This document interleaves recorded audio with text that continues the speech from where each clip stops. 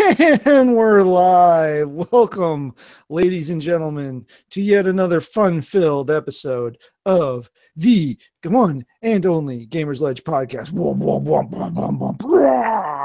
There, okay, that's my abbreviated version of the. Oh, I forgot the. Okay, there. That was my abbreviated version of the intro music. Nice. Good job. All right, so you are here for Gamersledge podcast episode 258. 258 of these suckers, give or take, plus or minus, somewhere around there. We kind of lost track a while, and who knows, but somewhere around there.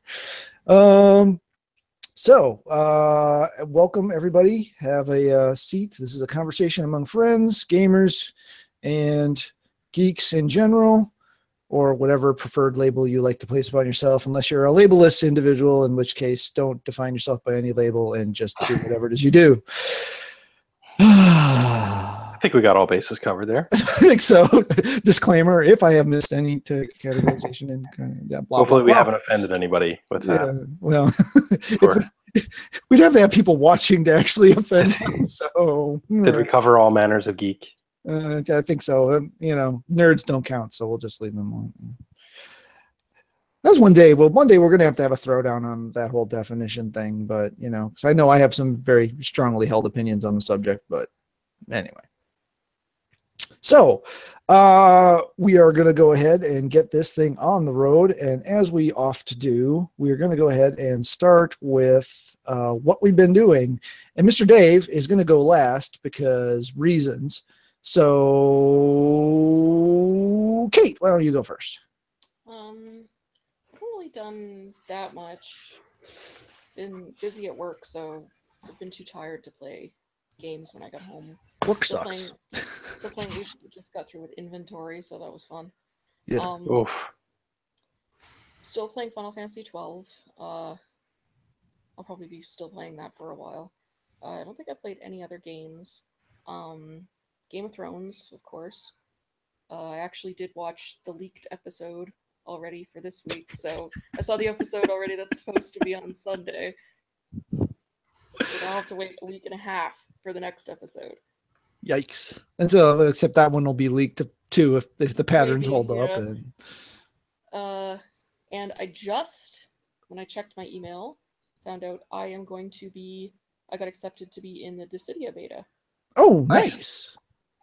So Do you know, is it what's that thing where you can't talk about it? NDA'd, or do you know, are you going to be able to talk about it, or? Oh yeah. Okay, cool. It's just a closed beta, so, you need a code to get in, but Right. there's no NDA, I don't think.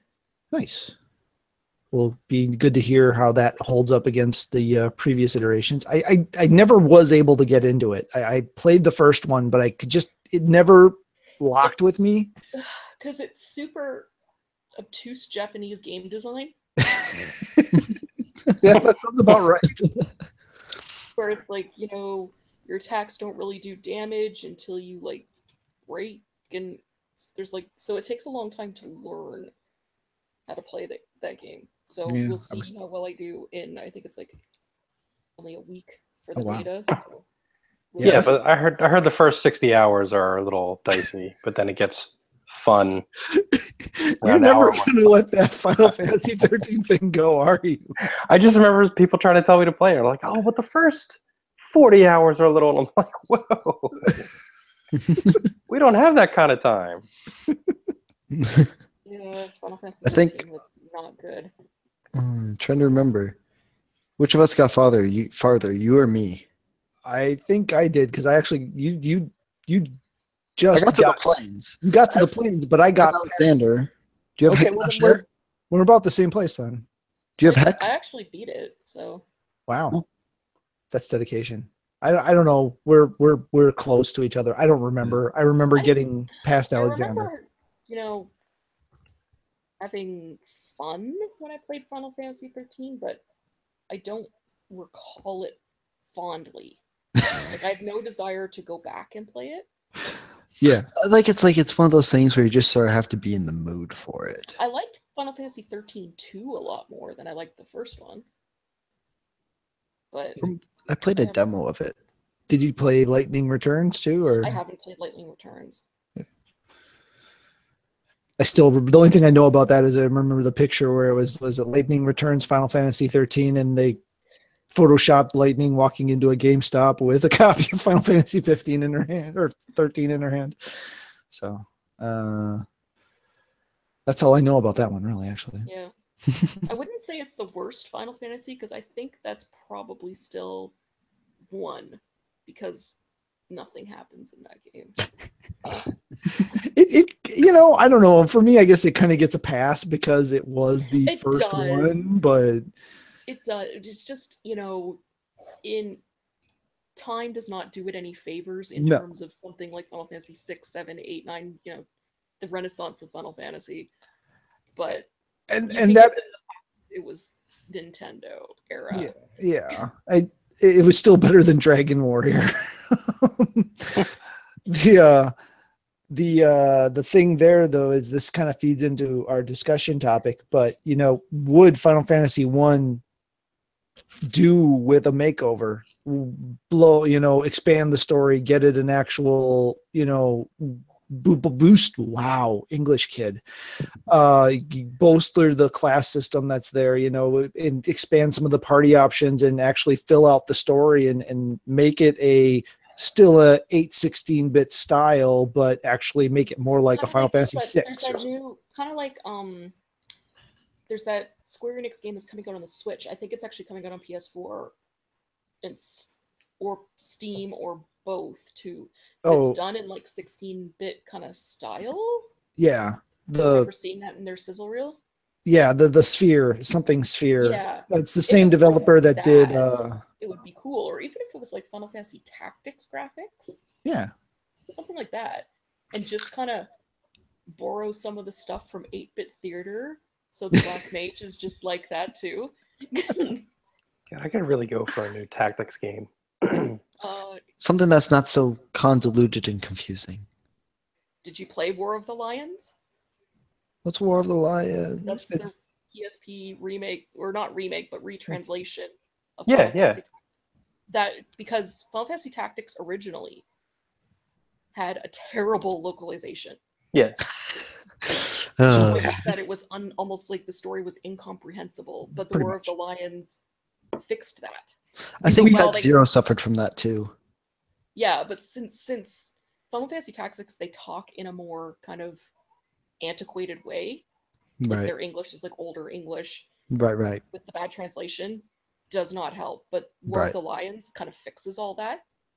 So it makes a lot more sense. I'd suggest, I don't know if you still have a PSP in your house. Yeah, we have play 3. It.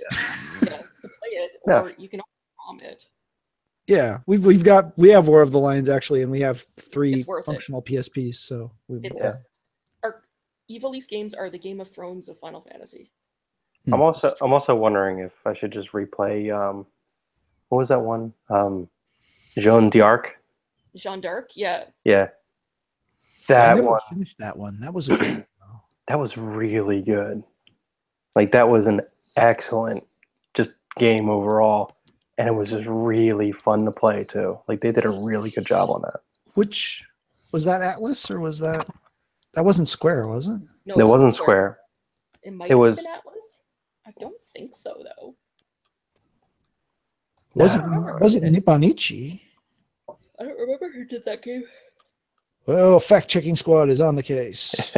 If there was only some way we can find out. Yeah, I'd be all for a new Ivalice game. Just playing through Final Fantasy 12 again. It's just like I wish they would resurrect Vagrant Story or do another Tactics or something. Yeah. Level 5 actually. Wow. Good developer. Yeah. Dang. They have a lot of good stuff. Level 5. Still holding an 87% on Metacritic. So yeah. Anyway, side rail or sidebar or derail. So time to get back to what the hell we've been doing. So is that pretty much the list? Yep. All right, Mr. Mitchell, why don't you go next? All right. Well, I finished Doom, the new one, not the old one. Haven't touched that.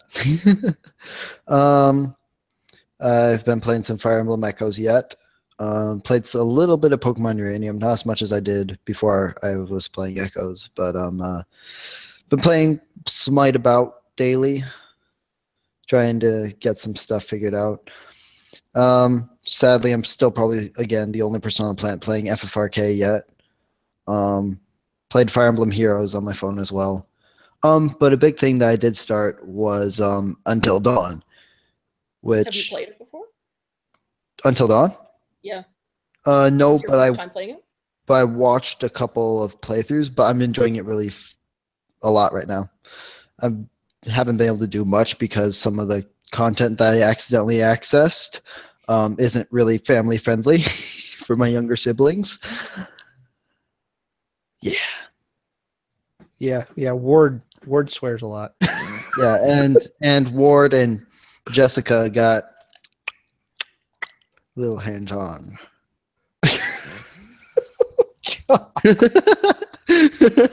I don't know how to I say. think I officially don't have to worry about you getting dates in college. Okay. Hey, that's me. So what else you been up to?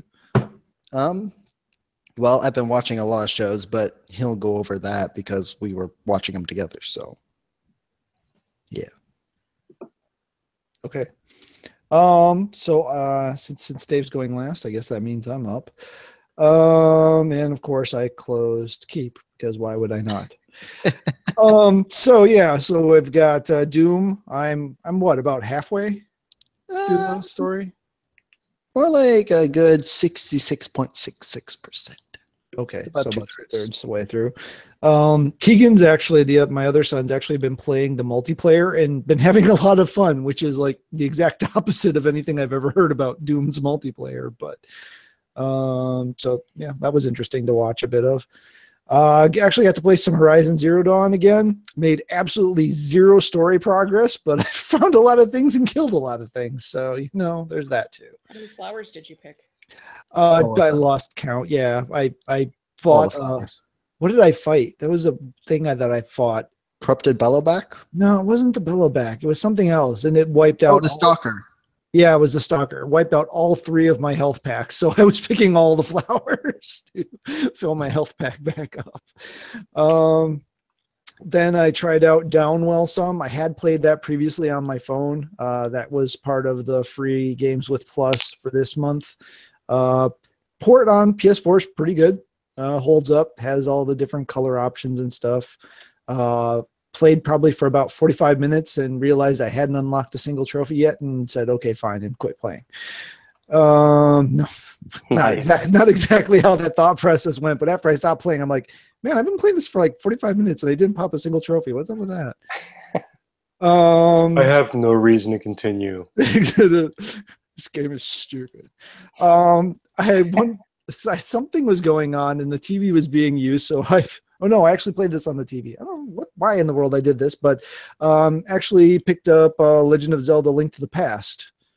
Haven't played that since college, so there's a lot of it about it that I don't remember. So I wanted to play through that again and just kind of get regrounded in that game because my first Legend of Zelda was actually Zelda 2, and then Legend of Zelda, and then. By Zelda 2, you mean Adventures of Link on Nintendo, right? Yep. Yeah. The side-scrolling adventure game. I actually really like it, probably because it was my first Zelda game, but I actually really like that game. That explains so much. I don't remember hating that game. I just remember smashing a lot of pots, but that's Zelda. Yeah. Is that, and just jumping. That began my long life, my long upsettedness at all of the 3D Zelda games for not having a jump button until Breath of the Wild. I think if there's one complaint you can make about Breath of the Wild, is there's a distinct lack of pot smashing. There is, and grass cutting and. Well, there's actually a lot of grass. You can even be an arsonist. You can just burn down entire grass fields if you want. Well, yeah. Yeah, there's lots of poop gathering, which you didn't talk about your poop gather. Oh no, we're going to cover that in news. Okay. Anyway, Then on the TV front, caught up. I got a bit behind because of life and schedules, and so I've been trying to burn through some shows. We don't talk much about the shows we watch necessarily. I know Game of Thrones, obviously, we don't talk about because spoilers. But two of the shows I've been watching, and they're both in their third seasons on Sci-Fi, are Killjoys and Dark Matter. And I really... John Jacoby, yes, my son is now a John Jacoby fan, played by Aaron Ashmore. I always have to remember which of the Ashmore twins it is. But yeah, those are actually really good shows. If you're fans of just kind of serial science fiction, I mean, it's all, ongoing continual story. It's not, monster of the week or heist of the week or anything really. There is some of that early on in both of them, but it all plays out ultimately into the larger story arc. They're both actually really enjoyable shows. They're well done. They're well acted. They're not high art, but in terms of TV, science fiction, serial based shows, they're really, really good.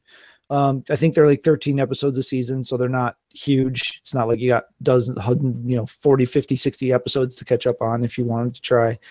I don't know if they're still on Netflix or not. They used to be, but I'm not sure if they still are. A show that I might be quitting on, although maybe not, but Shadowhunters, which is the Mortal Instruments TV show. They just finished up the Mortal Instruments storyline, right, Mitchell? That's where they left off? Yeah, that's pretty much where that saga ends in the books. It seems like they're trying to get more on track with the books now, I think, from what I I saw. haven't watched that show since maybe the first 5 episodes.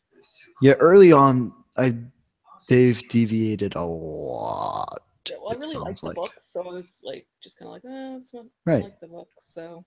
Yeah, Exactly it's always hard. That's why I didn't really want to get into it, but it's also sort of interesting to see what they would do with it. So I sort of want to watch the earlier stuff just to see what they did. But I have really enjoyed the book series. I'm on the last book almost. I'm about like halfway through.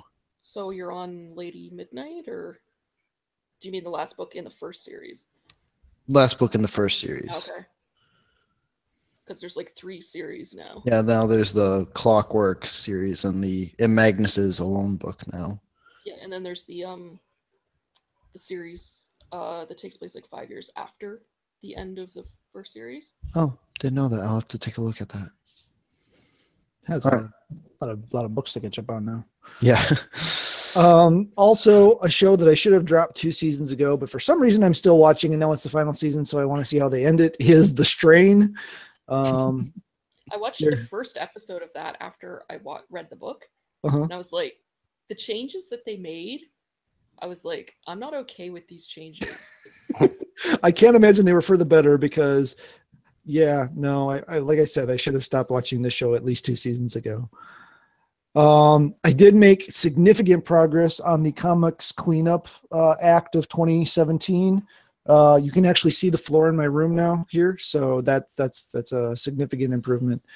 So did that, and then we've been fans of the PlayStation 99 cents movie promotion that they've been doing, and so this last weekend we watched the Power Rangers movie, and that was the 99-cent movie. And honestly, it wasn't great. It wasn't really very. It was okay, but it was much better than I was expecting. And I've heard that, like, as a Power Rangers movie, it's not good, like, at all. Right. But as like a kind of a teen drama movie, it's not bad. Yeah, it's the Breakfast Club action hero movie. It suffers the same problem that a lot of things. To me, it feels like they do. They throw the name onto something that really should have had a new name. Right. You could have done this story and called it Super Alien Teen Heroes or something, and it would have been just fine. I think it almost suffers more from having the expectation of having a label on it that means something to people. But yeah, set up for a sequel, obviously.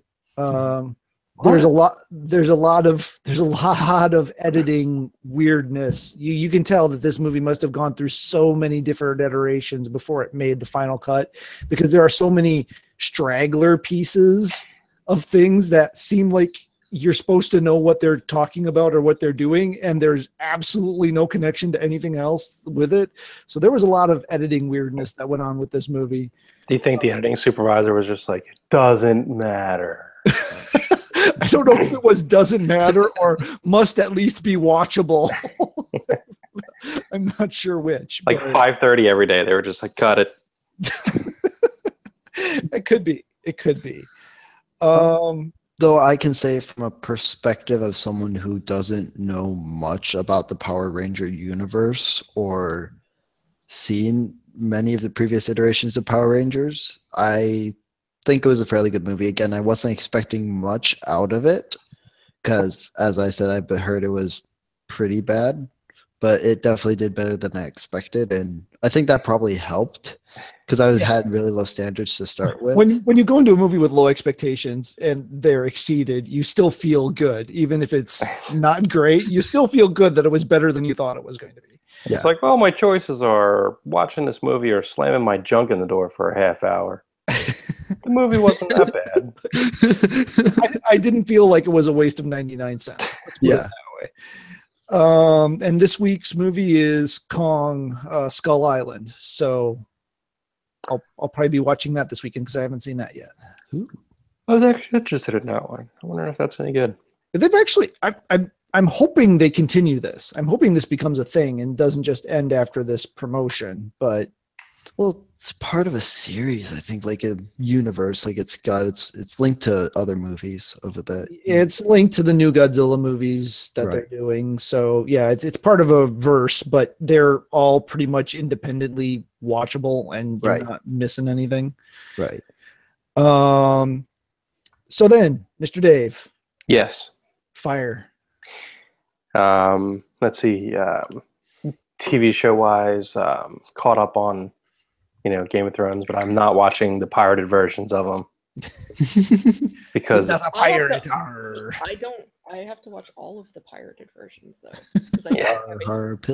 I'm totally cool with just watching it Sunday night, like the rest of the plebes. One thing I did mean to ask you: has there been any significant differences between the leaked and the final cuts? There was only 2 leaked episodes actually. Number 4 and number 6. Number 4 was bad quality. Like it was obviously how they send out like viewer ones with like timestamps and stuff. Right. That was episode 4. Episode 6 was actually leaked by HBO Spain or India or someone like that. So it actually was the final cut. It was a good quality one. Yeah, that one was actually HBO uploaded themselves accidentally. Yeah, that wasn't like a hacker thing. It was HBO was like, oh, we didn't do that. You didn't see anything.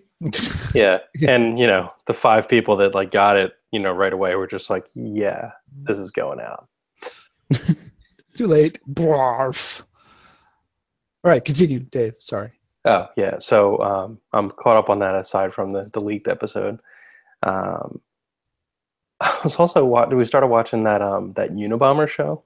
You hear about that one? Mm-mm. I think I saw a commercial for it. I forget what channel's doing it. Like it might be like Discovery or something like that. No. I may have seen an ad for it on Freeform, but it was for a different channel. Okay. Maybe it's US. I don't know.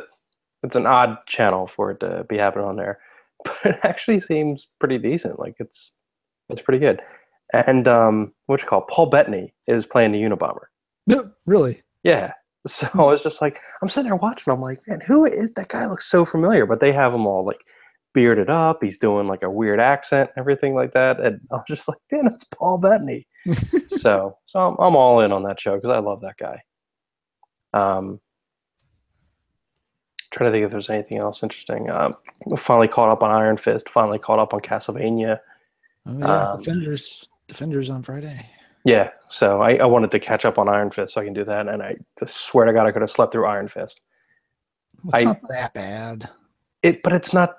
But it's just there. Like I just feel apathy toward it, and I feel bad about that. It got worse for me. It got worse the farther into the series it got. Yeah, it definitely fizzled. which is really weird because like they were so good at pacing for the most part of the other shows. Like I remember Luke Cage had a couple issues. Luke Cage kind of fizzled out a little bit at the end. Yeah, well, it changed into a completely different show, like 2/3 of the way through through the season. You know, that was the weird thing with that one. It's like, oh, okay, we're going to go do this now. Oh, yeah, okay. And the the bad guy at the end wasn't as compelling as like the stuff that was happening in the meantime. But Iron Fist was just like I just don't care. Like, and I just felt bad. Like I felt it made me feel bad. So I don't like that. I don't like feeling bad when I'm watching a show because I feel pity for it. But whatever. Just drink during while you're watching it, and it's okay. Seriously, like the last episode went, and I was just like, okay, what's happening on the next episode? That was the last episode. Okay, all right, that's how the show ended. Okay, great. Bring on the Defenders.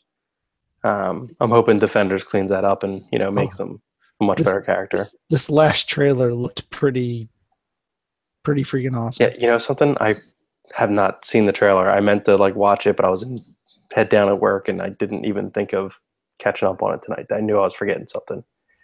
I watched the Japanese Thor Ragnarok trailer. Yeah, I'm debating whether that was a wise move or not. I'm like, I probably should have left that alone and not watched it, but oh well. Yeah, I mean, I feel like I've seen a lot of the movie already. Yeah, it's just what order do all these things go in? That's basically what you have to go to the movie for now. What order do these all go in? But I'm still really looking forward to that. I ordered the Lego sets, and they finally came in today. So, so more Legos for me to be super jealous that you have. Okay. Yeah, sorry. Did you see about the? Did you see the Lego announcement? It's like the biggest Star Wars set ever. No. Yeah, apparently September 1st. October 1st, it goes on sale to the masses. I believe the rumor is that it's going to be VIP around mid-September, like the 14th or 15th. And apparently they're going to unveil it on September 1st during some Star Wars event. And the heavy rumor is that it is a new gigantic Millennium Falcon. Like a new UCS version of it. Wow. With a rumored price tag of like $800. Man. Yeah. Can even the Dave handle that? Maybe just because of the sick amount of points I've been stockpiling. Second mortgages are not so bad anymore, right? Yeah.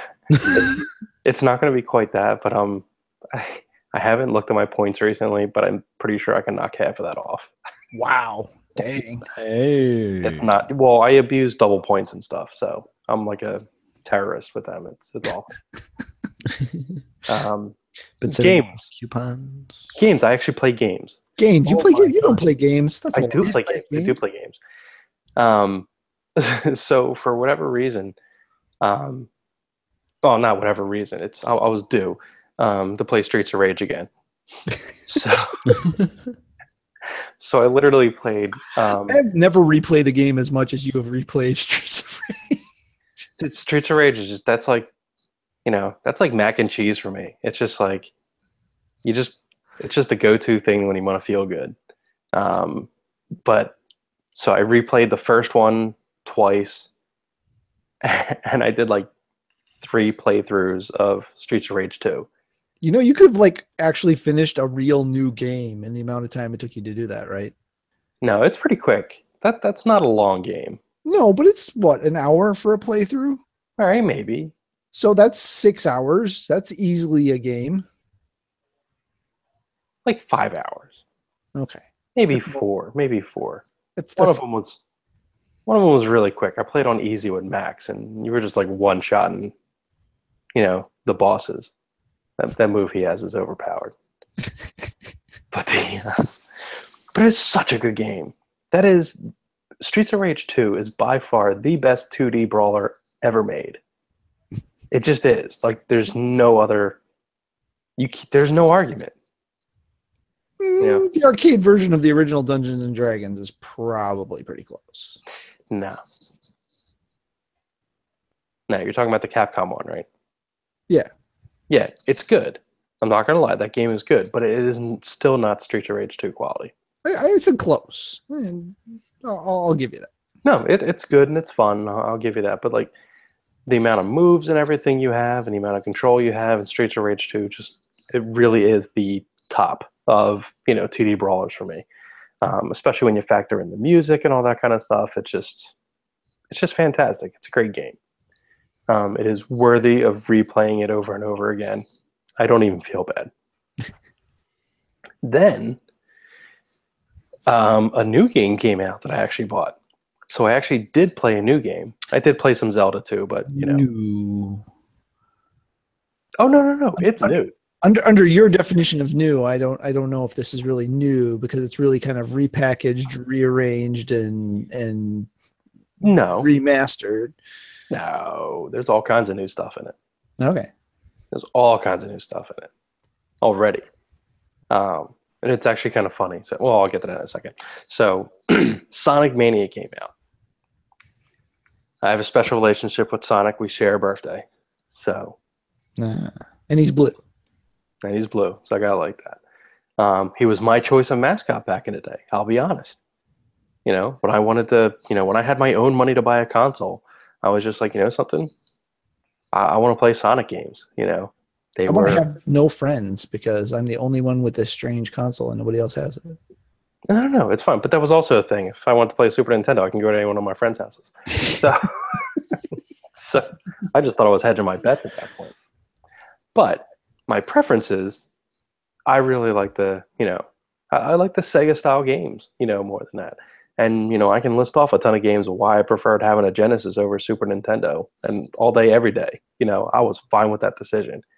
One of those being, the Sonic series. And the Genesis Sonic games were, of course, they were all fantastic. They were really good games. Then things started to happen.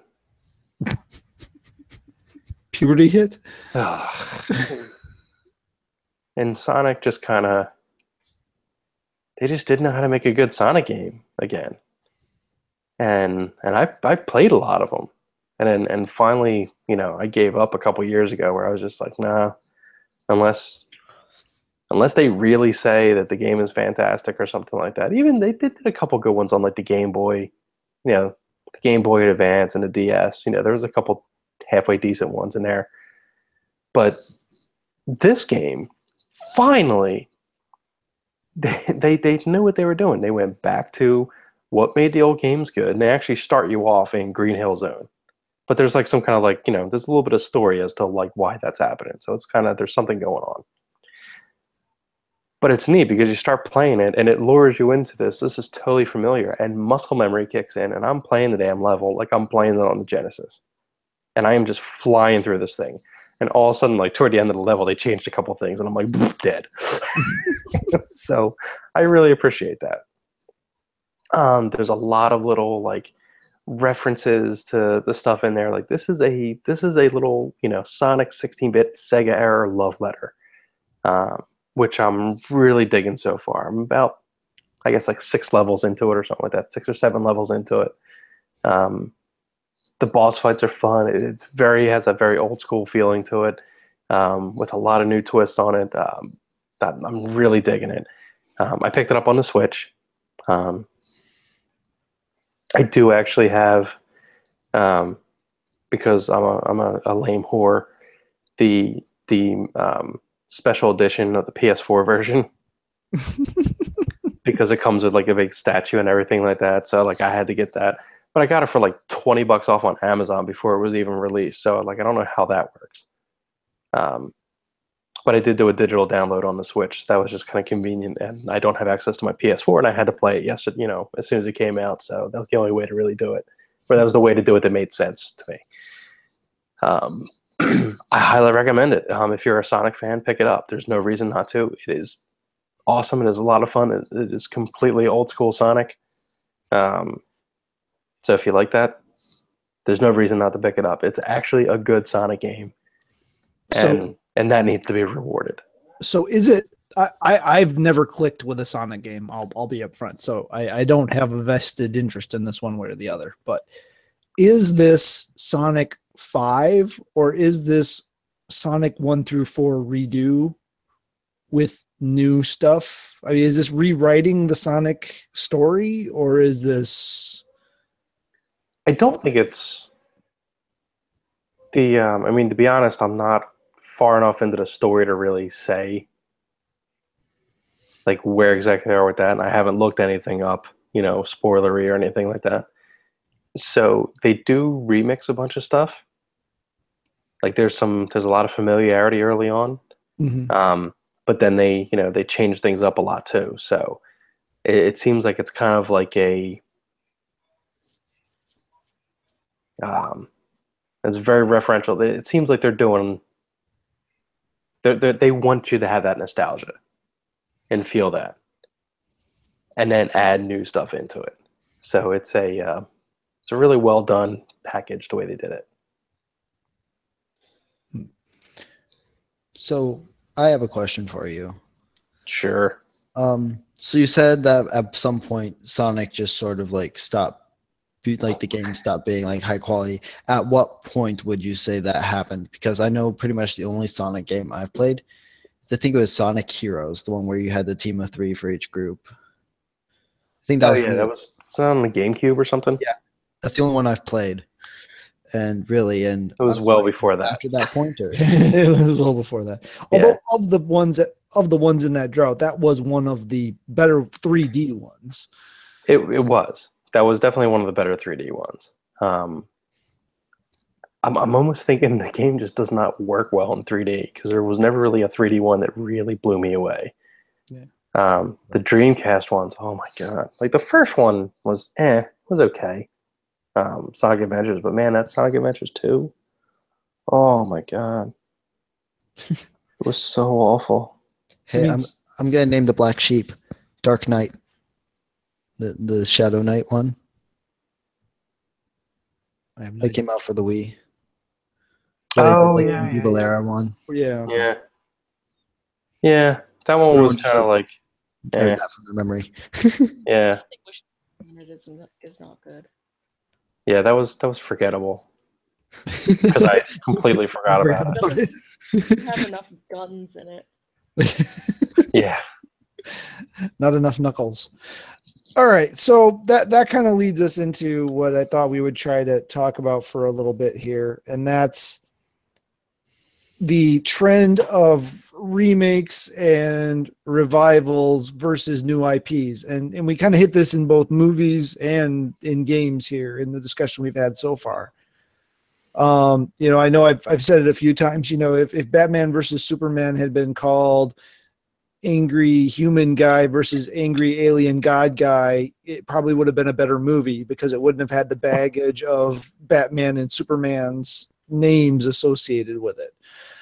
And in gaming, we definitely have this nostalgia trend, with the classic console remakes and the whatever you want to call those things, the Nintendo Classic, the SNES Classic, and the Sega ones that are coming out.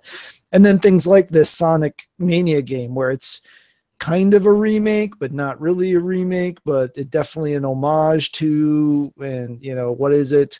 There's definitely homaging going on. Doom, Wolfenstein are back at the lead of the pack of the single player FPS game. Is that rain? Jeez. Sorry. Like, what in the world is that sound? I think it just started dumping buckets on us. Might be. But the so what is the benefit of doing, I guess, what do we individually prefer? Do you think that it's better to create a new game with an existing IP, or rebooting an IP, or rehashing an IP, or the infinite number of sequels we get? Uncharted 4, we're getting Uncharted 4.5 next week. What benefit is there to that versus coming up with new ideas, or do we think we have a good balance right now? Because we have like Hellblade that just came out, which is unlike anything that's out currently, and is completely a unique IP, and is doing well. Are we too heavily steeped in sequels and nostalgia, or do we have the right balance right now of things? the reason we're so heavily steeped in it is money. Fair point. Because A, it's easier to just remake something as opposed to think of something new. Mhm. And Less because they resources. know nostalgia people will buy it, Mhm. and people who haven't experienced it, who, it's like, oh, nostalgia people won't shut up about this, maybe I should try it. But because they're newer to media, they don't go back and play the old ones because, I don't want to say because they're graphics horrors, but if you don't have nostalgia tinting your vision, it is hard to go back to the old graphics when you know what the new graphics and presentation are like. Yeah. But not only that, but Guilty like as charged. sometimes the old games just aren't good. That's true. Like, game design has also come Yeah. a long way. Right. And again, that's a nostalgia thing where you're like, you were used to the jank back then, right? Or just the bad game design sometimes. But Or that was like the evolutionary leap that they took. Like, for instance, I think the perfect example of this is Tomb Raider. That's a series that's been around for a very long time now. And it was very influential in the 32-bit era, um, of bringing an action game into like 3D the way they did. But the thing is, like, the control was awful. Really, I mean, now, but like then it was like revolutionary because we never had anything like that before. So that was their baby steps into that style of Resident game. Evil's the same. Made me think of Resident Evil and its tank controls too. Yeah, Mhm. At exactly. the time, we didn't know any better, but it's like going back, it's like, oh, the tank controls. Yeah, Even though I don't mind the tank controls, honestly, but you it's know, the It same can be a sort of little thing. frustrating sometimes. Yeah, they can. And yeah, just like something like, well, with the Final Fantasy VII remake coming out eventually, Mhm. sometime in history or future, like in 2037, uh, that game was super revolutionary when it came out. And going back to play it, it's hideous. Like, they were pushing polygonal graphics, and at the time it was revolutionary in terms of being able to create that stuff, but it's ugly. It's super yeah, ugly. Yeah, especially with the polygon on the pre-rendered backgrounds, Yeah, the pre-rendered backgrounds look yeah, okay. they look fine, but the, Yeah. the disconnectedness between the character models and the backgrounds is a little Yeah, jarring. well, and even because when you just walk around the world, you're little like Lego man, but your battle character polygons aren't terrible, especially for PlayStation era, like when you're actually in battle. Right. It's just like, it's also like the disconnect between the battle Mhm. sprite And and that your and little Lego dude. if I remember correctly, isn't 7 nefarious for having like 8 different engines in the game? I think so.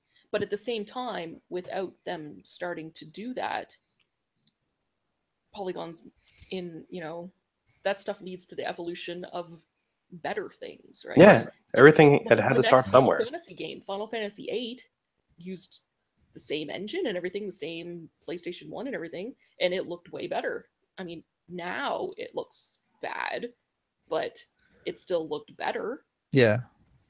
Honestly, I So, prefer 7 over 8's graphics. I mean, really? 8 was just sort of janky for me, but 7 just sort of makes sense for what it was. 8 was just.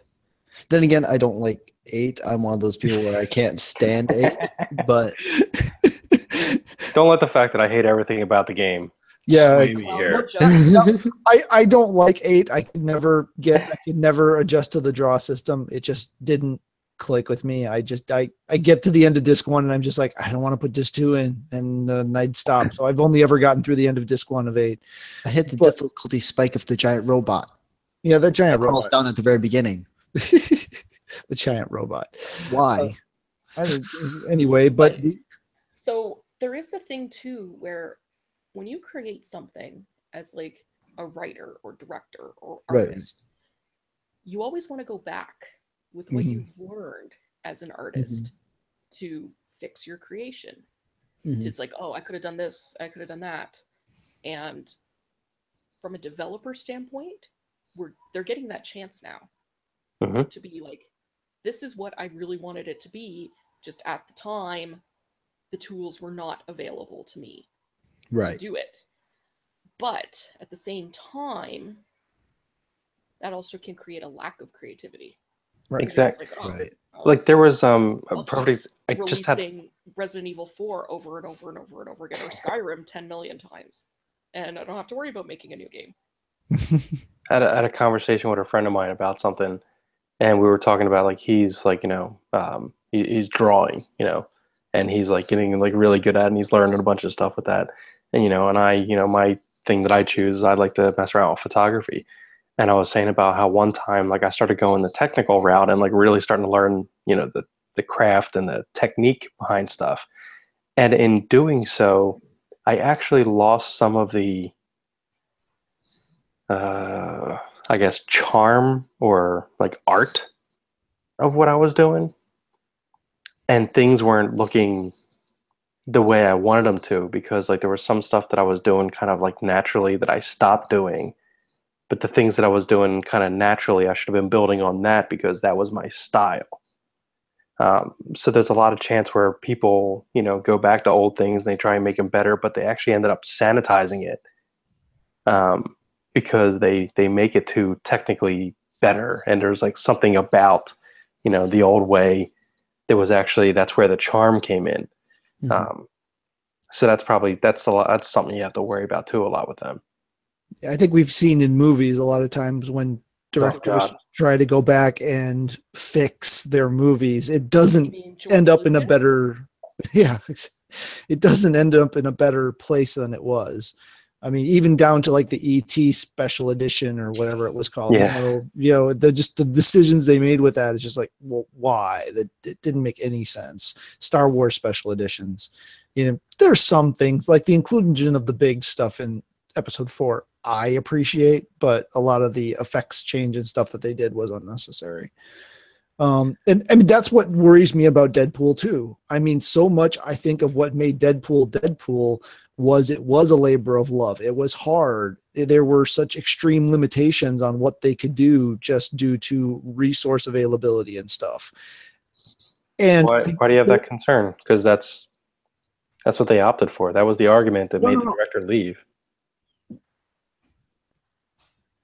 No, I'm saying that's what made Deadpool the first movie. That's what made it what it was. Right. And that was the argument that because Ryan Reynolds wanted to keep that.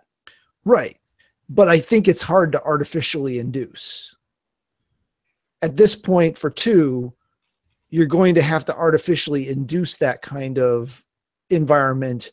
And just the fact that it's artificially created is going to lessen the impact of it. I don't know if I'm making any sense, but it's one of those things where you create something on this ridiculous timeline with a ridiculous budget and with ridiculous dreams, and it comes out amazing because you make all these compromises and you come up with these creative solutions, and because they ran out of money for the final battle, he forgets his bag full of guns in the taxi, right?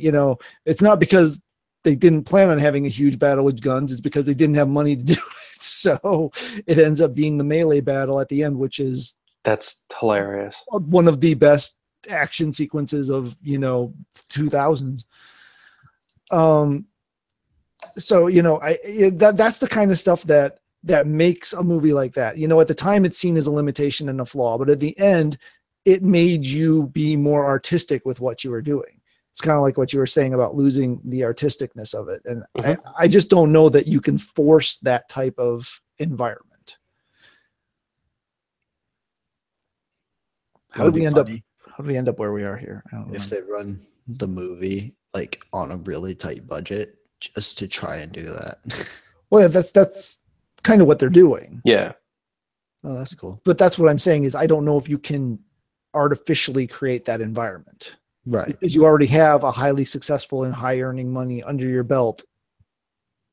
Does that automatically just kind of, to me, that's what happened with Guardians of the Galaxy 2. And you're one of the very few people who actually feel that way. So I've my main complaints about the movie, I've had almost everyone agree with me about the individual complaints. For some reason, together, to me, they decrease the movie. For others, it doesn't. So I guess since we're on the topic of reboots and remakes and stuff, out of curiosity, I just sort of want to see what are some of your guys' favorite reboots or like remakes of series or major advancements in like developments or like evolutions of a series. Ooh. Maybe not even necessarily reboot or remake, just something that changed the way the game was played so severely that it almost became something different. The perfect example for that is Resident Evil Remake, the GameCube remake of the first game, because the first game is awful. There's no two ways about it. It's awful. It was in the era where, for voice acting, they pulled people off the street and said, "Read this into a microphone," and like, "Here's some money, goodbye." And that's literally what happened. That's how voice acting worked back then. Like there weren't. That's why that's where that whole thing. Oh, the Japanese voice acting's better. That's where that came from, because here they literally just took people off the street. They were not taking it seriously. Yeah, they were not taking it seriously, which is why the argument today is pretty stupid. But people are like always like, "Oh, Japanese is better." At the time, it was. Doesn't necessarily mean it's true now. I do still tend to prefer sub though. See, the thing is, when you don't speak the language, you don't know if the dialogue's bad. Right. You just have to trust the subtitles. But yeah, a lot of it was it just sounded cooler. Yeah. Different argument, different conversation. Yeah, because like when you don't know if someone's saying, you don't know if their inflection is good or bad, or if it's overacting or underacting or what. But that's beside the point. It's like I was watching some Rick and Morty in Japanese, and it's kind of cool, but I still prefer the original. Don't ask. But my point was, back then, like Resident Evil obviously that game did well and created a genre of game in the survival horror, but it did not. It was one of those games that did not age well. It aged horribly, and going back to it, it's laughable. So the remake of it kind of changed. It made that series not only relevant again, but it made the genre relevant again. Mm-hmm. And that was one of the ones where they also are improved on it artistically too, because the atmosphere was better than the first game was. Like everything was leaps and bounds better. So, I mean, you can improve on something and not have it just be a technical, soulless corporate improvement. Mm-hmm. It can be an improvement on every facet, and I think that's probably the greatest success in terms of a video game remake. Yeah. For me, Doom is a big one. Yeah.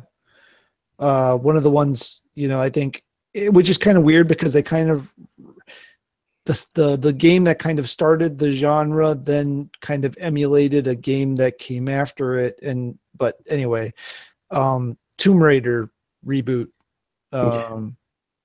Obviously that's I could not finish the original Tomb. I came to Tomb Raider just late enough that the controls were already so bad I couldn't play it. And this is it was still, I think we were only at Tomb Raider 2 by the time I tried to play Tomb Raider. And that's why they did it well. Yeah. So so that series is something that kept on trying to get resurgence, kept on trying to play like the old ones but be new, and then when they finally just cut and started over and incorporated lessons learned by things like Uncharted, that it really took off. Ended up with a really, really, really good couple of games there so far. Dave, I'm assuming you're thinking Sonic Mania. No, actually, because honestly, Sonic Mania is not different enough to really, that's just kind of like a love letter to the old games. I mean, it's great. I'm enjoying playing it, and I love playing it. I'm glad they did it. I'm glad they did it the way they did it. But it's not significantly different, where you're saying that this is a revolutionary product. It's not, and it's intentional. And it's good that they did it that way, because every chance they, took it, every chance they have taken, to make a different revolutionary product has been kind of miserable. So I'm trying to think. And I think I got a good one, because you kind of took my Tomb Raider. I was going to say Tomb Raider. I didn't expect you to go that route. Here's one for you. Ninja Gaiden. That's a good one too. Yeah. Because that's a series that's been around for a while. And I'm in a unique position, because everybody sits there and remembers the NES Ninja Gaiden game. And they're like, oh, that game was so good. No. I remember the arcade one. Oh, yeah. That I was remember playing the arcade one after the NES one and going, what is this? Yeah. See, that's the real game. And then the NES one came out. Also, side note, the only arcade port, or close to arcade port, was actually on the Atari Lynx, where they actually had the beat 'em up version of it. Really? Yeah. Which I had, because I was the weird kid with the Atari Lynx and not any other portable. So that was fun. But the evolution of that series really went well, because not only were they able to make it kind of an homage, I guess, to the original with the difficulty and everything, but it all made sense and it played really well. And they just did this extremely good job with the game. They just upped everything. It looked great, played tight. It needed to, because that game was tough. But it was one of those games that was tough, but everything was your fault. So if it was Dark Souls, then. Yeah, it was. Well, yeah, because you have to learn the patterns of the enemies and all that. Yeah, I get that argument that I should love Dark Souls and everything. No, but see, the thing is, the controls in Ninja, no one will say the controls in a Dark Souls game are good. See, that would be a problem then. But it's also an RPG and not an action game, so. Yeah, they're. Yeah, and if the controls are bad in an action game, you can't play that game. Right. And that's kind of always been my argument, because I remember when, my argument against oh my God, that Kingdom Hearts game. So Kingdom Hearts came out, and I remember it was sandwiched in between, what was it? Wasn't it Halo 2, Ratchet and Clank sequel, and Kingdom Hearts all came out in the same week or something? Probably. Sounds about right. And I remember taking off work and I played Halo 2 first, and then I played Ratchet and Clank, and then I went to Kingdom Hearts. And Kingdom Hearts to me was such a disappointment, because it played like crap. And everybody was saying that it played great, and I did not understand what was going on. And then I realized all the people playing this game don't play action games. They play role-playing games. Well, I would maintain it controlled really well, except for jumping. Sometimes. Which is... There were some camera wonkiness, which was not uncommon in that era. But camera wonkiness is still common. Yeah. Yeah. Not escaping camera wonkiness. Yeah, that stuff's not getting perfected. But the thing is, it just wasn't... compared to the sequel, the Ratchet and Clank sequel, there's just no comparison. That was a pure action game that was just so well and lovingly designed. Ratchet and Clank's a platformer, though. It's not an action game. You're trying to compare two things that aren't comparable. Yeah, oranges and apples. So. I get that, but they made that game. That game was supposed to be basically... Kingdom Hearts is kind of an action platformer. And I get that it's actually not, because it's made, but that's what it's kind of sold as. It's like that action RPG genre. I don't think it's ever been sold as a platformer, ever. No, not a platformer, but more of an action game. Yeah, it's an action RPG, which it is. It's just, Kingdom Hearts 3 has got some. The refinement of the action RPG genre has come a long way since Kingdom Hearts 1. Right. So Kingdom Hearts 3 has got to make sure it's learned its lessons and takes the things that it needs to make it a playable experience. But our friend the internet labels it as a action RPG and hack and slash. Yeah. Yes, that makes sense. But I think it sort of I think it's grown away from that like platformer thing and really grown into its own as an action RPG. It's gotten a lot better with Birth by Sleep. I really liked how they did the mechanics for that one. Of course, that's like their latest installment and stuff, but I really liked how that one controls, and I'm hoping they do the same for Kingdom Hearts 3, but So, Mitchell, have you been at this game of gaming long enough that you've seen a cycle of anything? I mean, you've seen the evolution of the Pokemon games, obviously, since you've right, started. There's been a fairly extensive. right, Um, everything like some of the core, well, all the core mechanics are the same, but so they've added new things along the way. right, but do you see? Have you seen an evolution or a step, or has anything that you played earlier on in your gaming life? I'm trying to think of something that's true for that for you, and I can't Well, come up with anything. I've played pretty much the start of Wild Arms and part of the end of Wild Arms, So like the series. I'd say Which you're actually, still. that's one of those things where I would prefer is where I wish it would have stayed more as where it was when it started and didn't evolve the way it did. Like that's one of those times where maybe the remake wasn't as good as the original. But Okay. again, those two they're very different games. It's like an RPG versus like it's like a turn-based combat system RPG to a semi-tactical RPG with some action SRPG. elements. Oh, I just realized that we were trying to I was trying to think of like obscure and stuff like that, and we totally missed like Mario, Zelda, Yeah. Metroid, Ooh, the difference between like the old Metroid Castlevania. and Prime. Yeah, except Exactly. none of the reboots of Castlevania were good. Well, if you consider the first one and then Symphony of the Night, Well, okay, yeah, if you're going that stretch. like basically Castlevania. Well, no, I mean the Game Boy ones and the DS ones were good because they were all like Symphony of the Night. Yeah. Kate, I think you were trying to say something and Mitchell wasn't paying attention. Oh, sorry. Oh, I was just gonna say like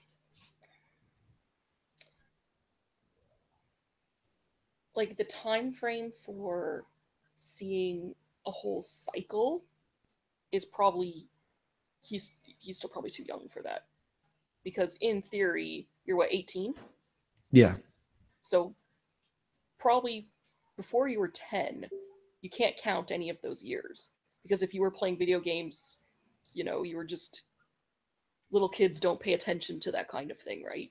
So hardcore playing Spyro. yeah, so from about like age 10 and up, so that's like 8 years. It's kind of like 1.5 console lifespans. It probably takes a couple console lifespans to see like full progression of things, because games take time to Right, produce, and they have to like, even if you're making a whole bunch of sequels, it takes a couple sequels before even that game starts to evolve it from what it originally was, right? So I'd say right. like probably a full evolution cycle in a game life like that would probably be 15 years at least. Yeah, I've played. Though my dad has sort of gotten me into playing some of the older like Final Fantasy games and stuff, like some of the older style games of RPG, and I really like those sort of things. Like not super super early, but some of the stuff that actually has like some story and built into it and Yeah, stuff. and that's a dying genre in a way too, is the old Right. turn-based RPG. They don't make them that much anymore. I remember playing this one. It was actually a Game Boy game, like an old school black and white Game Boy game called Great Greed. Hmm. You ever hear of that one? No. And I remember people were touting it. They were just like, it was kind of like it was, they said it was like kind of like a fast paced turn based RPG or something like that. They said it had this really unique thing where like, it was like super fast, like the gameplay and stuff.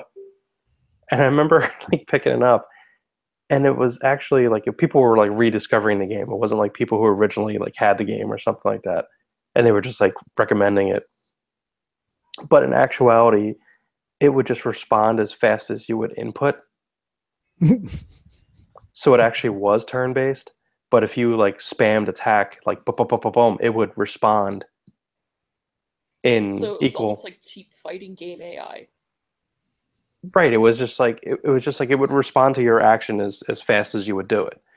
So like if you're having a fight, it was like turn based, like attack, attack, it attacks, you attack, it attacks, you attack, it attacks, it defends, you attack, just like whatever. But it would just do it as soon as you hit the input, like it would do its input. And people thought that was real time.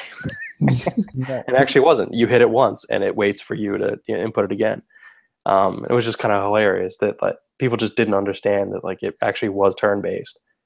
I would like to see more turn-based stuff. Like, I know it's dying because everyone wants to be fast-paced, get moving and going, and Yeah, they see, want everything to I be hate that too. action-driven. I wish we could have more of some turn-based stuff because I'm a big Pokemon fan. That's like what Pokemon is. It's one of the biggest turn-based franchises ever. And that's why I'm a huge fan of the Pokemon series, because they kept with that. Which makes I really liked Final Fantasy 15 and everything. Which again, that's a big evolutionary step between old Final Fantasy games and then this one. 12 was probably if I haven't played much of 12, I've only seen a bit, but it's 12 probably is the like- closest in combat system to 15 in a Final Fantasy game. FF12 is more like an offline MMO. Right. But I think that's like the only thing in a Final Fantasy series closest to it. I don't think there's any others that are like It's that. way closer than like 7, 8, 9, or 10. Right. Because they're full turn base. Right. Yeah. RPGs. That's just what I was saying. That Yeah. 15 is a big jump from any of the previous games. Yeah.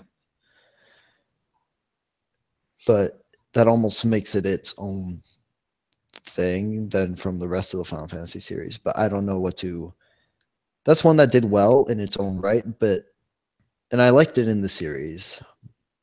But Final Fantasy's had a history of shaking up its format every couple of games. It always had, like, the first early Nintendo ones, no. Like, their battle systems were pretty Set in stone. Yeah, it was, you have fighter, mage, thief, they attack, and that's kind of the end of it. Five was the first one I think that kind of changed things up because it had the job system. That was like this. 4 was even just, they had their classes and there was no deviating from them, right? Right. But they implemented it kind of differently in 4. Kind of not really though. 4, it was masked. It wasn't as obvious. It was super elevated in presentation, music, graphics. Yeah. From the first 3. I feel like 6 is where they really did the big into the customization though, because you could switch which No, 5 was way more. 5's way okay. more. You haven't absolutely. Okay. You haven't haven't Five is touched a pure 5. job system. Yeah. Dude, I even know that. Final Fantasy Tactics and Final Fantasy 5 have probably job system wise the closest. 10-2 has it too, the job system. Okay, yeah, 10-2, yep. I haven't played 10-2. I'm turtling.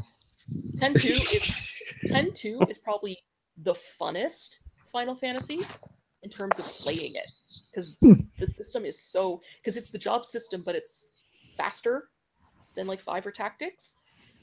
But some of the presentation of like J-Pop Saves the World is cringy. It just like makes you want to die. I don't know. This sounds like this game was made for you, Mitchell.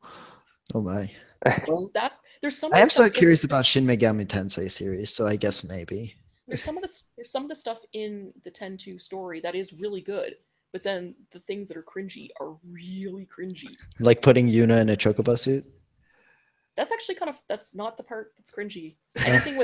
Anything with brother, cringy is all. Oh, he was cringy enough in 10. Oh, it's way worse. He's a weeaboo. Oh, Who did? But the gameplay is bar none the funnest of any Final Fantasy.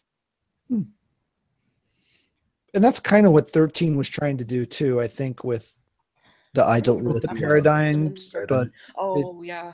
Didn't. I did like the paradigm system. I just wish it could have been better implemented, I liked the materia system. Yeah, materia system. I liked the draw system. I didn't mind it. I like 6's system with where you gave them the summon and that sort of affected which abilities they could learn. Yeah. I just don't remember if you switched out which summon they had, if they kept the spells that they learned, or if they lost. Only if you mastered it. Only if you mastered it. The same thing. 9 kind of did the same thing, but it was with items. Yeah. where you had to like That's sort of learn the it. odd thing about with this Fire Emblem Echoes thing too, which again is a big deviation again from what has been coming out for Fire Emblem, but it's a lot more towards older games. I think each weapon has its own like ability sets, and when you switch, even if you master the weapon, you lose the skill from that weapon when you switch to like a higher tier weapon of the same type. You lose those abilities from the lower tier weapon, which sort of bugs me a little bit because you lose some of those things that you liked, and it almost has to make you recalculate everything you have to do with that character. So why would you bother mastering the weapons if you can't use the things after? Or is it like you have to Because master? because you can upgrade the weapons eventually, but that's Oh, not okay. until later game, which I didn't know that. So, but eventually, I still kept them with their weaker weapons anyway. So, yeah. Well, I mean, that's pretty common in a lot of those games where you're just like, oh, like this weapon gives me a bonus, for plus this, but this one does more damage. So what do I want to do? Do I want to just barbarian smash my way through stuff, or do I really want to set everything on fire? Right. So I mean, And Yeah. speaking of 15 for a minute, Mhm. sort of news, it's not till a couple weeks away, or like a week and a half, but apparently 15 is going to have a big presence at Gamescom. Ooh. And I don't know what it could be though, because episode Ignis isn't set to come out till December. Right. Right. And We they've have already s- released like the multiplayer Beta. thing, and so I Yeah. have no idea what it could be. But it could also, some people are saying they could be an announcement for Final Fantasy 16. Could be Or another unknown story pack with like Luna or something. I don't know. 15 too. I sort of would like to see like what happened to Luna's brother in between where he almost murders Gladio and Noct. Watch the spoilers.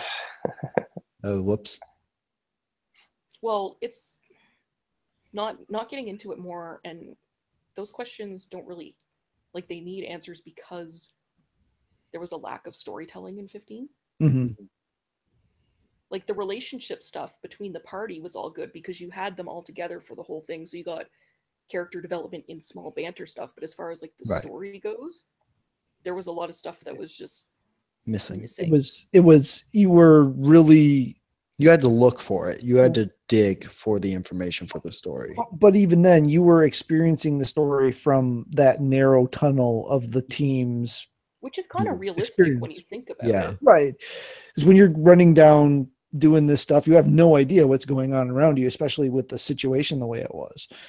So it's kind of realistic, but as a fan base that's used to kind of that third person omniscient perspective, it's Yeah. kind of frustrating. We like knowing everything. Well, see, because in RPG, the narrow tunnel vision Doesn't is work it doesn't because you work for need that story storytelling. to drive. It works for like an action game or a horror game, like perfectly. Right. Where it's like you only find out the information as you find it out. But in terms of like a big world building RPG storyline, it doesn't work that way. That Yeah. great. Right. And I think that's why they did that on purpose to try and get more of that action game feel into the game, giving you that narrow view. But it just sometimes it's just like, I want to know what happened, and why aren't you telling me what happened here? Like sometimes we'll get view from other characters in small tidbits, but nothing huge. Like there's holes, I guess. Yes. But I guess we're getting off topic a bit You again. need to But stop talking now. So since we started hitting news, let's go into the news. We had a good discussion there.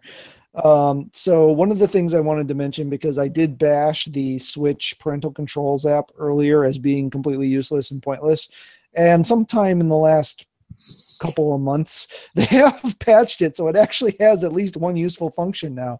It will now tell you which user has played how much on the Switch by day. So for those of you who have multiple children and you want to, make sure that they're following whatever rules, if you have any established about game time, you can now use the Switch parental control app to see how much which user has used the Switch. Now, of course, that's assuming your kids aren't smart enough to actually just sign in as the other kid. And yeah, anyway. don't help the kids. So yeah, because kids aren't devious on their own, are they? Well, we don't need. They don't need the help being devious. Yes. And this is the state of mind I was in when I was typing up these notes. My next note is Overwatch is getting Overwatch. Nice. Multiplayer. Well, the, deathmatch. the second Overwatch was supposed to be deathmatch. Yes. Much to Mark's chagrin, and this concept is enough for some reason to make him just give up on Overwatch, which I think he kind of had already anyway. But anyway, Overwatch is getting deathmatch. There will be a team and single player deathmatch. And I don't know. I think it's kind of good because you get put in those games where people don't do the objective based gameplay right. They can go play deathmatch and give me a team of people that actually understand how to play objective based gameplay. Kate, I think you've put in way more time in Overwatch than anyone else on the, maybe Mitchell, but any thoughts on the inclusion of deathmatch? Does that shake you any way, one way or the other about the game? No, not really. Like, more modes equals more fun, right? Yeah, more option, at least more user base, you know. Right. And the only thing that I have to say is they already sort of have a deathmatch. It's the 3v3, right? Where you have in the arcade mode, you have 3 on each side, and of course it's instant elimination. So once someone's dead, they stay dead. Yeah, And then you just so it's sort of more like an elimination game than a death match, but I'm not sure what the line is on that. But yeah, there's no objective in the mode, is what you're saying, right? We Happy Few, that game we saw, what was it? Not last E3, but the E3 before, Yeah. I believe. It's finally got a release date for PS4 as the only system announced for that it hasn't come out for. It'll be coming out on the 13th of April of Did that kind of get like lackluster reviews? um Like, it seemed super promising, and then people were like, ah. yeah, I seem to remember that I didn't go back and look, but I do seem to remember that it didn't do as well. The Since trailer looked super promising, though. it did really creepy, lot of good concept to it, but yeah, I don't know how well it did. I don't know how much patching there's been done to it. We're not getting it till April 2018, so there's possibility that it could get fixed if it's fixable. well, on Steam, it's actually got really good reviews, very positive in both recent and overall reviews, with 1,851 reviews. So, it's been out for about just over a year now on Steam, and it's got positive reviews across the board. But Maybe it just seemed to fizzle out because it was only on Xbox for a little while and no one has that system. oh, ouch! Ah, that is Aloe for that burn. that is a subject that we probably should dive into, but you know It's not really a bash at Xbox because it's true. Like, yeah, it's just they've had an exclusives drought that's for a system that's 3 years into its cycle. This is not normal. Yeah. But you know, yeah, and maybe that's what. And maybe the Xbox port was janky, and that's kind of what we were hearing from it. I don't think we covered this last week. I think this happened since, but the Final Fantasy 15 Prompto VR shooter mode has officially been canceled. Okay. If it was consuming resources and they weren't getting it to where they wanted, and instead they made a VR fishing game, I'm cool trading Prompto shooter game for VR fishing game and moving on with life. VR fishing game? Yeah. Just Final Fantasy 15. Well, it has a fishing game in it. I hope you know. And then, yeah, they're putting out a VR fishing game. I forget what it's called exactly, but yeah. Monster of the Deep or something like that. Yeah, something like that. Really? They're not going to call it Final Fishing? Final fishing? No. I should be in charge of their marketing. Well, with some of the naming of things recently, that might be a bad idea. Although there would probably be a lot more inappropriate words in the titles of everything. You may be able to make funny acronyms out of them, that's for sure. Yeah. So a while ago, I know Mark talked about this, and I don't know really how much anyone remembers about this, but the crowdfunding / investment site FIG. I don't know if you're supposed to pronounce it FIG or if you're supposed to say the individual characters, where it was an investment site rather than like a Kickstarter type thing. So you were actually investing in the project specifically for video games. And you were essentially a stockholder, even though it wasn't really stock. Just trying to say, was there any return actually ever even? That's the news. They have their first game that has turned a profit and returned value to the stockholders. The game is called Kingdoms and Castles. It's essentially sim middle age city. So Civilizations? Kind of, but no combat. It's strictly a city management, kingdom keep, castle management sim. So in that way, it's more like Sim City, but it's without the underground plumbing. Yeah, without any plumbing, which is great because that always sucked. So it requested a 15K income. It got over 100, and in its first 2 weeks, it returned $1 million. So that's the first so far example of that platform being able to return. So what did people get?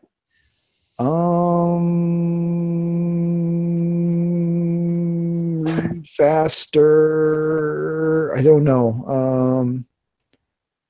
Investors receive twice their money back or 100% return on their investment.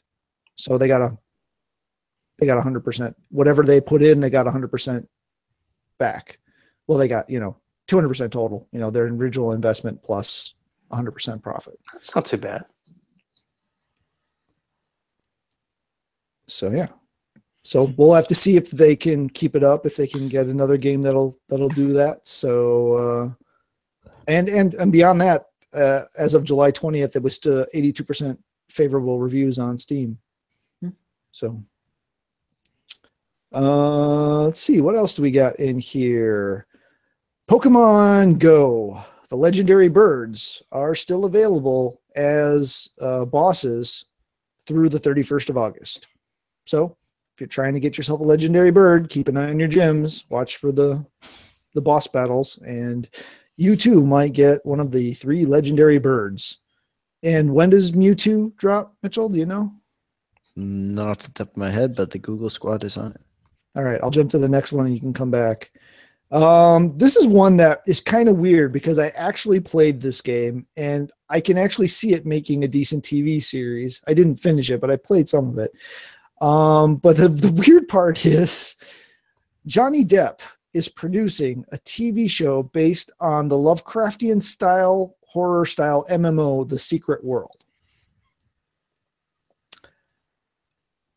Yeah, I don't know where else to go with that. Johnny Depp is trying to produce a TV series based on the MMO, The Secret World, which is recently rebranded as Secret World Legends and reformatted as a free-to-play MMO, as opposed to the subscription model or purchase. Was it a subscription or was it just a purchase model before? I don't remember. But there's no details on the show yet. There's no station. There's no timeline. He's got some people on board to start working on it, but the strange one himself, Johnny Depp, is trying to make a strange TV show. So, well, got my answer. They're doing it after the Legendary Bird event ends, so after the 31st or 30th or whatever it is, for the end of this month. But it seems like the raids to get Mewtwo are going to be. They seemed like it said something about like exclusive invite raids.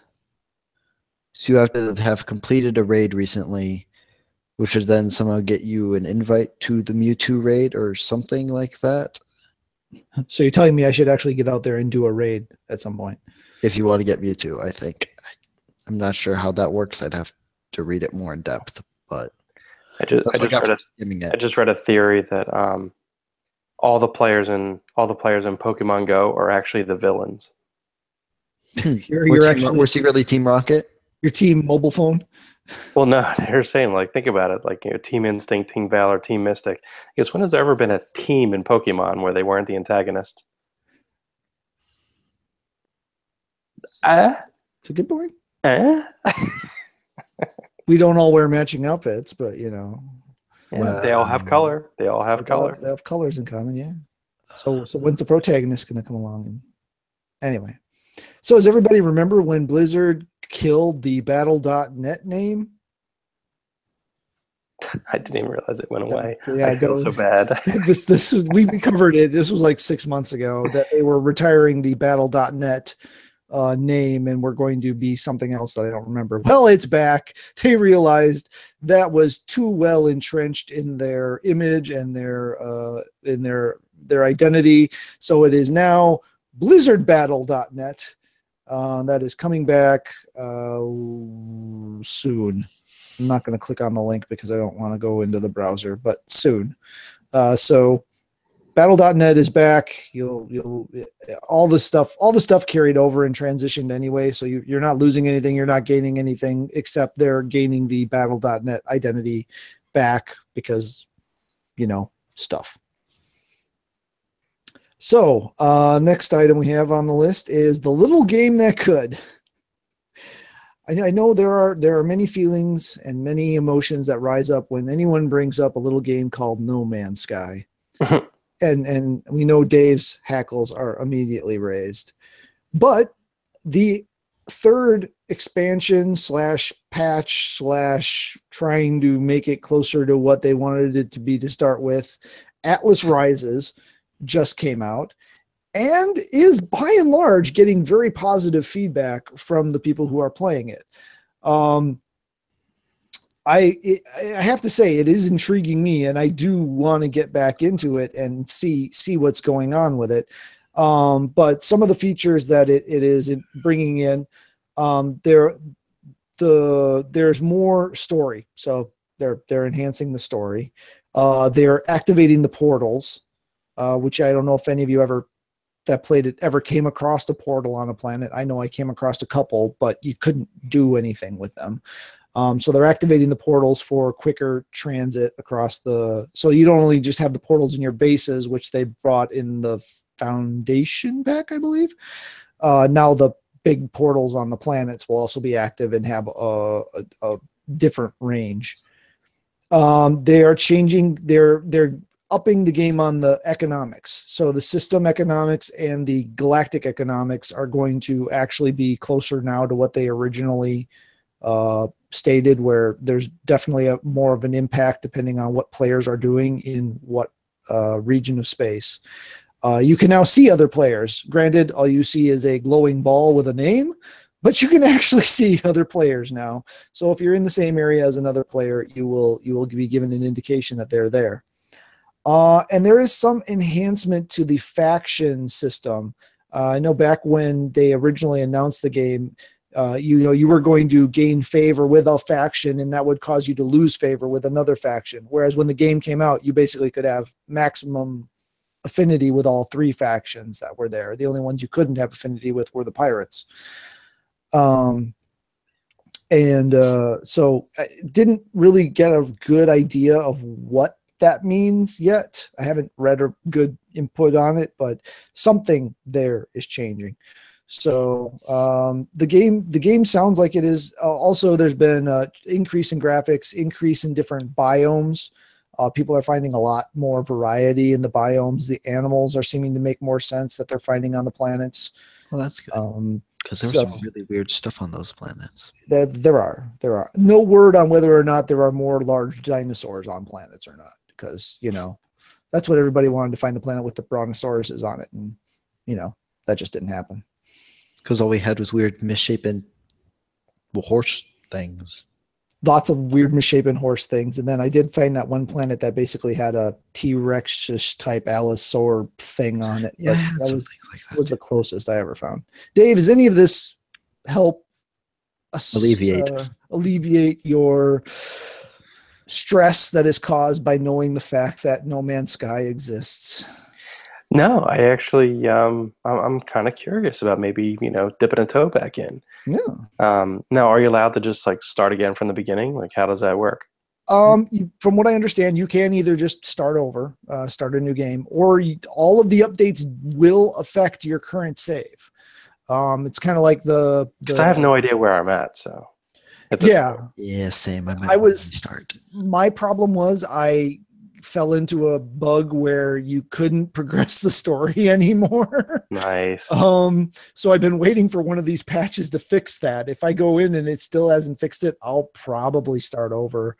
I didn't get too much into the base building or any of that stuff that came out with the foundation pack. I know Mitchell got into some of that stuff, but that was mostly in the free play mode, wasn't it? Yeah.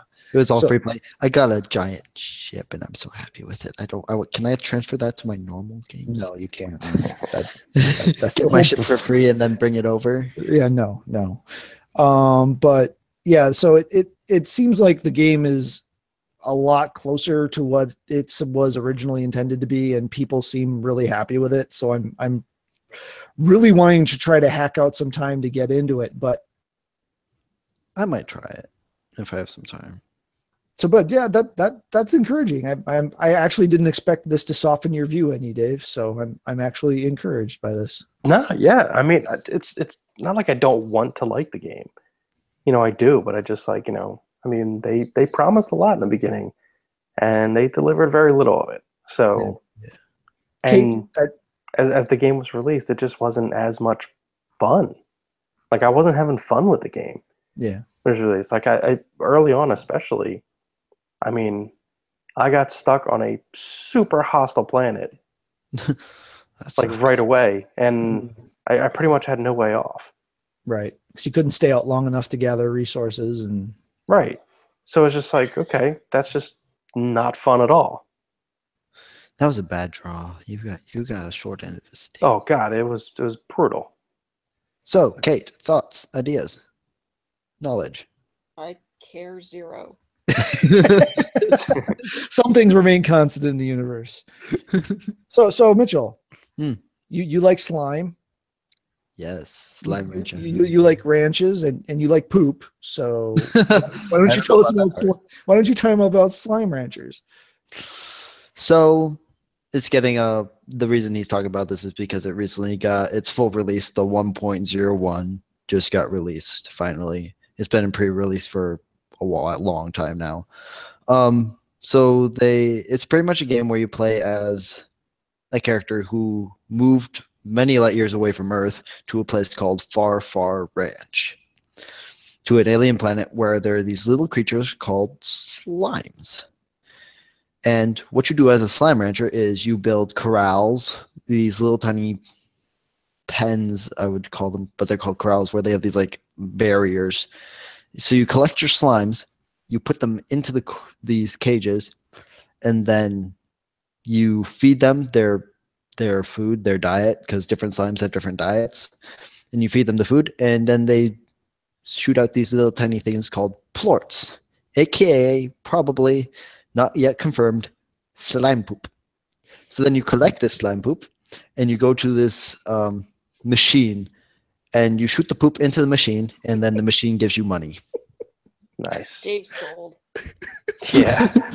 And it's only $20 on Steam. It hasn't been ported to PS4 yet, but there is a lot of hope for it coming out to the PS4 now that it's been fully released. Yeah, it's on everything but PS4. It's on Linux, PC, Mac, PC, Xbox. PlayStation 4 is about the only thing it hasn't hit yet. And there's not a mobile version, right? No, there's not a mobile version. And you can buy, and the money you use that you get from your slimes is you can expand your ranch, upgrade your ranch facilities, and then even upgrade some of your own equipment to help you capture some rarer slimes, which the rarer the slime, generally, the more their plorts are worth. And with the full release, they've added some new areas and stuff, and changed a couple of mechanics. There's actually a character model now, which there wasn't before in the pre-release. But yeah, that's pretty much the main thing. So new areas, and then what you have to do. No, I'm not going to cover that part. But if you really want to know more about the game, if the viewers are watching, if you want to know more about it, I recommend just watching someone on YouTube play some of it just to get a feel for what the game is. There's also sort of I forgot to mention this, but there's sort of a breeding mechanic to the game. So what you do is you take a slime and you collect the plort from it, and then you feed that plort to another species of slime, and then it creates what are called largo slimes, which produce, by feeding them, they produce both of the plorts per food of the two types that they were mixed with. So if you find two really rare slime types and you mix them to create this hybrid largo, they will split out. When you feed them, they'll split out both of those types of plorts, almost doubling your profit margins. But there is sort of an economy aspect to it. So if you like overtax like the pink slime market and you send in too many pink slime plorts, the amount of coins that you'll get for turning in the pink plorts will go down. So is this a global economy? I mean, is this affected by all players in the game, or is this completely isolated? I think it's completely isolated. I'm not 100% sure about it, but I'm pretty sure it's isolated. Okay. So in the end, this is really pretty much this is a game for people who like resource management games, is what it sounds like. A little bit, yeah. And it's just sort of something fun. Like if you just want to chill and play a game or something that's not like high stress or action or anything, you just feel like seeing something pretty and collecting slimes. This would be sort of like the game to play. It involves poop, so we know Dave's involved. Especially if you can sell it. Yeah, I don't know. This is a slime rancher. It's actually fertilizer rancher. I just want to be a poop merchant. Just make sure there's nobody with a last name Tannen driving around, or you'll lose an entire load. Just welcome to Dave's Poop Emporium. Buy my poo. Feed my poo to your monster. I can't believe you feed poop to another monster. Anyway, let's get away from the poop. And then you can chain them together like some twisted, human centipede kind of thing. Okay, all right. We're moving on now. Moving on to much happier topics. Microsoft. Slime Rancher is happy. Until Dave gets a hold of it, then it'll become something dark and morose. I've been drinking. So Microsoft today announced that Crackdown 3, their premier launch title for the Xbox Ox, has been delayed. Get canceled. It's like scale down. Like, what are they like? Our what console's are they doing most to the game? powerful ever at delaying games. Like, what are they doing? What are they doing to that game that's making it take so long? Obsessing. Let's see. I forget. I read this. Like, are they realizing that it's just not as much fun as Saints Row, and they're just like, make it more fun than Saints Row, and they're like, we can't, sir. Saints Row. So yeah, no, there's nothing in here as to reasons why. They could have looked at the lukewarm reception that Agents of Mayhem is getting and decided, hey, we look a lot like that, and that's not getting the level of feedback we want, so we need to do something. And that's possible. I do like how they distance Agents of Mayhem just enough so as to not tarnish Saints Row. So yeah, I haven't talked to anybody personally who's played it, but yeah, the critical reception has been lukewarm. Not that it's bad, but just not that it's good either, and that it's murky on what it is. So in actually happy news, at least for me, EA is going to reveal the Starfighter Assault mode for Battlefront 2 at Gamescom. Obviously, aside from what they added in the Death Star DLC to Battlefront, which I never played, There was no space combat, but in that case, the space combat was just like the planet combat. It just happened to have stars in the background instead of ground in the black background.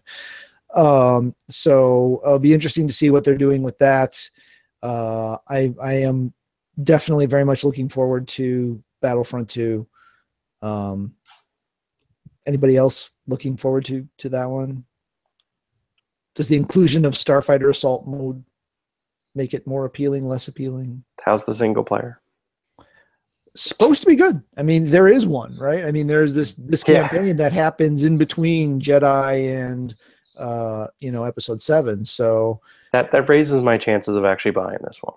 And it is, you are playing Empire, so that should increase it even more. That does help. So and there's a creepy phantom ghost robo emperor involved. That does not help. Snoke? No, it's more like the Harry Seldon of the Empire, except the not. Anyway. Oh, remind me to give you the Foundation books one of these days. Let's see. Going into some non-game related items, DuckTales has officially launched on Disney XD. Woohoo. And I still haven't seen the first episode, but never fear, it's on Disney XD like every day for the next month, because Nice. episode 2 doesn't launch until September 23rd. And then the one after that doesn't air until the 30th. So week. So yeah, it looks like the end of September we might start hitting a regular release cycle. But they did if you want to catch up on the first episode, I'm sure it's on their streaming service, on Disney's streaming service. But otherwise, you can catch it on Disney XD. Just go through your guide. You shouldn't have to go more than a couple of days without coming across half a dozen different times that you can record it. It's on almost as much as Descendants 2 was. Not quite, but almost. Marvel's Spider-Man has also started its run on Disney XD. That is weekly on Saturdays running now. I haven't seen the episode yet, but I was watching some of the promo stuff, and the art style is very, very reminiscent of a Man of Action thing, to the point where I had to look up and see if there was anybody from Man of Action involved in it, and there isn't. But Peter basically looks exactly like Ben Tennyson from Ben 10. Well, older Ben, yeah. Yeah, There's some differences, but yeah, it looks like a little bit shaggier with glasses Ben Tennyson. From the second series, yeah. Yeah. The one where I don't remember what the saga thing was for that one, but it had the new aliens. Yeah. It was after he had been disconnected from the Omnitrix and he got it back on, and yeah. Mm-hmm. And then it evolved or something like that. And then after that everything went to yeah. And we lost Dave. Apparently he doesn't like cartoon talk. Dave. And this is one of those games that I should have played. It's been re-released on like every system since the original launch, and I have just never gotten around to it. And so life is giving me another chance, and I probably still won't play it. But Okami is coming to PS4 and Xbox. Probably. It's one of those like, yes, everyone basically is saying it's real and it's legit, but there is no official announcement yet. But it's fairly certain that soon we'll get an announcement that it is coming out for PS4 and Xbox One. And anyone that loves that game can play it again, and anyone that hasn't had a chance to play the game can get the chance to play it. Kate, did you play Okami? Either on PS2 or PS3? Hello? Can Kate not hear me? Kate? Hello? Kate? Dave, you can hear me, Mitchell? I can hear him. Okay. I think she switched headphones. I think I saw her switch headphones. She's not responding. So, Dave, did you play Okami? Yes. So, Did you like it? Did you know it's most likely coming out for PS4 and Xbox One sometime soon? I did not know that. Is it a remake or is it a new? It's a remake of the original, allegedly. There's no confirmation on this yet, but pretty much everybody's going. Yeah, it's happening. Another remake. Yeah, this will be its third reissuance. Yeah, I think so. Yeah. which I'm actually fine with. It is a pretty good game. Yeah, I never got around to it, and I probably won't get around to it this time either. It's honestly, it's very much like it's like Zelda if you're a wolf. It's like Zelda if you're Twilight Princess, where you were the wolf. Yeah, but you're like totally a wolf. Oh, that's cool. and you paint with your tail, right? That's kind of like the thing. Yeah, I'm curious of. Well, I mean, I guess they have motion controls on the PS4. Like you can probably just like turn the remote and do it. Or use the touchpad. Yeah, I mean, I suppose they're just going to work it around like that. I never played one of the reissues on like a regular system, so on another system other than the Wii, so I don't know how it was implemented. Yeah, so I have no idea on that. Right. But they if could just use the sticks too. Yeah, but they're not gonna. I doubt they're gonna do that. Yeah. Was it released for the DS system? The DS. There was a DS that was a sequel side game. Okay. Thing. Yeah, it was totally different. Okay. But it was on. It's been on Wii, PS2, PS3, and now PS4 and Xbox One. I don't know if it was any other Xboxes it was on. Okay. So console almost exclusively, but yeah. Yeah. PlayStation Experience is a thing that's going to be happening in December. And if you have lots of money, apparently, because nobody will tell me what the price of these things are, you too can buy tickets. Nice. They're on sale now. Google for more details. All right. That was the end of the news that I had. Did anybody else have any other piece of news that they had sitting that they wanted to dive into quick? No. I just want to go to bed. Just want to go to bed. All right. We have a couple of questions here that we'll just go ahead and hit. The first one's pretty quick from Doggo Dragon. Popcorn with or without salt and butter? I don't really like salt that much, so without salt. Butter but no salt? Yeah. Salted butter or unsalted butter? Unsalted. Ooh. Okay. Now that I've had that visceral reaction. Dave? I'm actually going to go salt, no butter. Salt, no butter. How do you get the salt to stick? Because I've tried that before, because trying to, be a little bit healthier with it, and you put the salt, even if it's fresh and hot and still kind of moist a little bit, it still just all ends up in the bottom of the bowl. You lick them. You lick the popcorn and then like dip it in salt or what? Or you lick a bowl of salt and then put the popcorn in your mouth? No, you lick all the popcorn, you throw it in the bowl, and then you throw a little salt on it. It's not made for sharing. That would take forever. At least the size of bowls of popcorn I eat, that would take forever. I'd have to have like a spray bottle and just spray some water on them and then shake it. But then on you just soggy popcorn. No, if you use a mister, it's fine. Mitchell? I said with at the beginning. Okay. Yeah, I've often debated the question of, do I like popcorn or do I like salt and butter? I could maybe do without the salt, but it's still good. So, but yeah, I've used salted butter too. So so I get it. See, I like the crunch. It still crunches, unless you're dousing it in butter. Yeah, it's true. Well, I'm used to the way I prefer caramel or cheese popcorn as opposed to buttered popcorn. Cheese corn is good. I will give you that. Mm-hmm. Wisconsinites cannot argue with the power of cheese. No, even if it's powdered, processed, maybe used to somewhere be cheese. And actually, when I was out in San Francisco, we had garlic Parmesan popcorn when we were at the what are those fancy theaters called? I forget.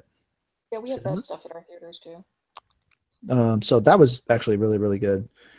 I wanted to get to this one, but we are pushing 2 hours here, so I'm going to skip that one. Here's another reason. What? Well, real quick, see if we can answer it real quick. Do you feel that games today are fairly priced? Yes. See? Easy. Okay. We won't go into whys. We'll just say yes or no.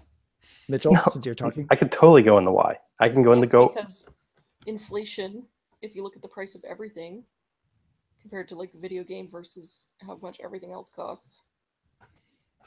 Yeah. Not only that, back in the day, I still remember Phantasy Star 3, it cost me $90. $90 in 1990, what was it, 4 or 5? Yeah. 1994 or 5 money, which is a lot more today. Yeah, that $90. I can remember Super Nintendo cartridges that would cost that much sometimes. Yeah. I stared I at mean, that copy of Final Fantasy at the Pomida thing that was the only one locked behind the glass case because it was like $85 and just not being able to get it. Yeah, until people are paying that for games again. Shut up. Not to mention we've got a wider range of costs now than I think we've ever had, you know. I think it's Sonic Mania cost me $20. Oh wow! So it's just like, and you know, we've had Hellblade and Lawbreakers and the. I mean, heck, Slime Rancher's just $20. Slime Rancher's $20. I mean, Uncharted, the Uncharted game. Granted, it's not a Uncharted 4 size game, but it's only 40. Yeah. Mm-hmm. And you're getting. So I think, I have a yes on this. All right. Okay, that was a lot easier than I thought it was. See, I'm helping. We'll do another. We'll do two more with another really quick one. What is your favorite kind of cookie? Oh, the last one, the Games for the Price, that was from Troll Away Power. This one's from E Squishy. What is your favorite kind of cookie? Molasses. Molasses. Oh, I didn't know there were such thing as molasses cookies. Ginger. Most what most people call gingerbread cookies are actually molasses cookies. Oh, are we talking about like the ginger snaps? Yeah. Oh, okay. All right. Yeah, actually, they are good. At least I assume that's what she's talking about. Yeah, like this molasses ginger cookies, but the soft ones, not the hard ones. Yeah, gotcha. Okay, yeah, they are good. I had a bad experience working with molasses with something, and it was just like I love molasses. My favorite molasses too. Everyone hates those Halloween molasses kisses. I love those things. Ooh. I didn't know they had. I didn't know that was a thing. I would say that must be a Canadian thing. That I guess it is, but you put awesome. them in. It's almost like a toffee, right? But it's molasses, and you put it in your pocket to make it all soft. So good. It's the candy that's like along with rockets that are like in the bottom of your Halloween candy bag that no one else wants.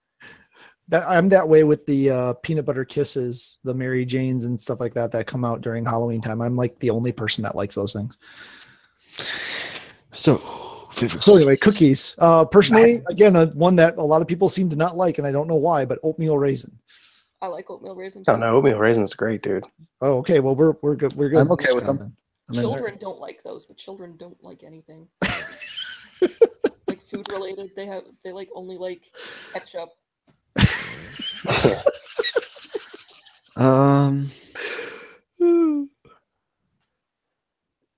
Chocolate chip probably just. Yeah, nice. With the classics. And I'm assuming Dave is going to come down to Snickerdoodle eventually. No, I don't know. No, I wouldn't say. I honestly haven't met a cookie I didn't like. Yeah, there's a lot of really good ones. No, I have to change my answer. Thin Mints, Girl Scout cookie Thin Mints. See, like making cookies is kind of my thing. Like I'm known for that. Yeah. And I do this one. It's real simple, and it's my mother's recipe, and there's actually like a secret to it that I can't share, otherwise she'd like threaten to kill me. She has it written in her like recipe book. She titled the cookie something different, so if people go looking for that cookie, they're not going to find it because they're not going to know what it's called. Your cookbook is encoded, and she has an ingredient missing and a step missing. So if anybody does just randomly make that one, it's not going to come out anything close. Your mom's cookbook is like an escape room. It's hilarious. It took me 2 years of badgering her to actually teach me how to make them. So can you tell us the name of the cookie or no? It's a butter cookie.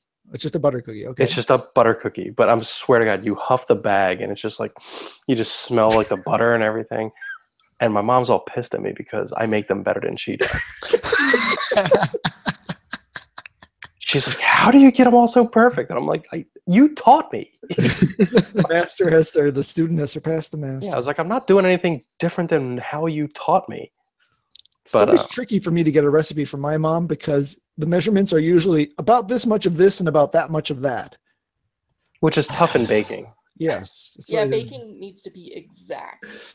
I did create a cookie though, that I do really like. It's a kind of like it's like a chocolate sugar cookie based kind of. It's like a sugar cocoa cookie. But then I put peanut butter M&Ms in it, so it's one of those like 3 M&M cookies. with peanut butter M&Ms in it with like a cocoa sugar cookie. They are fantastic. You were doing so good until you said peanut M&Ms. Peanut butter. Yeah, I know. Peanut butter M&Ms. You were doing so well until then. Hey, I- there's communists. I think you need to mail a Ziploc of those out this way because I need to experience this. Yeah, they're pretty good stuff. I might have to do that for like Christmas. Or you could just give me the recipe and I can stab at it because Won't be the same. it won't be. But you have to send me a sample so that I know if I did it right. Send or me a not. tin of cookies. Dave's just going to send out tins of cookies. You'll be the cookie man. Okay, so the last one I wanted to hit quick because for three of us at least, of course we're same era-esque, so this may not be as interesting as I think it'll be, but this one is from Albatito and wanted to know what is the most memorable or nostalgic TV show from your childhood? Gem. Hey, that's a solid choice. That was a solid cartoon. Dave? The most memorable or influential? Yeah, I'd say influential. They said nostalgic, but influential could definitely be a replacement. Oh, wow. I might have to go Battlestar Galactica. Yeah. I mean, as a kid, man, that was the thing. Either that or Knight Rider, but I'm partial Battlestar Galactica. I was like a total space cadet when I was a kid. I was, and I was similar, and I almost went Buck Rogers because that was the first show that Change it, Buck Rogers. You're right. That was the show. So I toyed with that one, but I, unlike you, actually eventually had to capitulate to Knight Rider, because that was my first probably true obsession with a show, to the point where I was visiting my dad in the hospital from gallbladder surgery, and I was pissed off because I was missing the season premiere of Knight Rider. Nice. I put second place on mine, and it's going to be a weird one. Okay. Jeopardy. When I was a kid. I distinctly remember, like, we'd watch it as like a family, and of course I was like 7, so I couldn't answer the questions, but I remember it's like we would talk in class like, oh, what do you watch with your family as like a TV show, and lots of kids would say like, who's the boss or something like that, and mine was Jeopardy.